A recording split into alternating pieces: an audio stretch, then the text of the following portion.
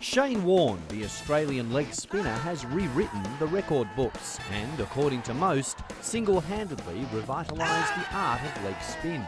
In short, Shane is a sensational player. From a run-up which only encompasses a few paces, Warne combines a complete armoury of leg breaks, top spinners, googlies, flippers, and more recently, a slider with enormous spin and considerable accuracy. He also varies his pace and flight deceptively. In many ways, he is in fact the complete leg spin bowler. And when he hasn't the two-piece in hand, Shane is a very useful lower order batsman who is able to hit hard and occasionally serve a role as a pinch hitter in one-day international games.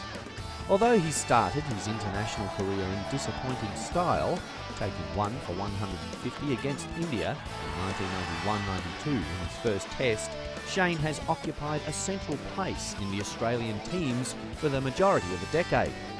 He has only ever been dropped once, in the wake of shoulder surgery in 1998, when he was omitted from the Aussies touring the Caribbean. Shane has terrorised batsmen across the globe and has spearheaded many Australian victories. To complement his natural skills, his bleached blonde hair and larger-than-life personality on the field have earned him the name of Hollywood and a love-hate relationship with crowds.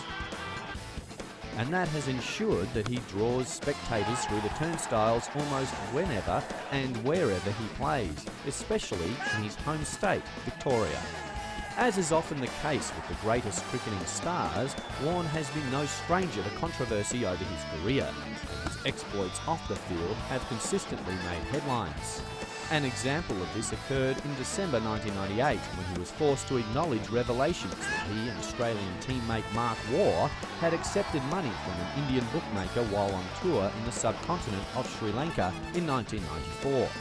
He claimed the information for which he was paid $5,000 was concerning the weather and the pitch.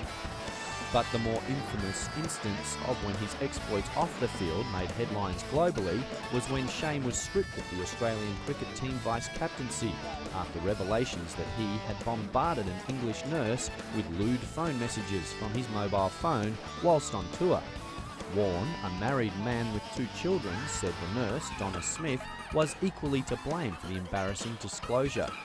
Warne said he and Smith had spoken at least twice, 10 days apart, in contrast to her claims that he'd only ever left disgusting messages on her voicemail.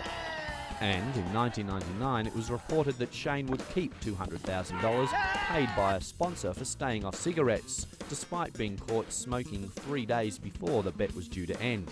Shane, previously a 40-smoke-a-day man, told reporters that he had won his battle to kick the habit and bank the cash.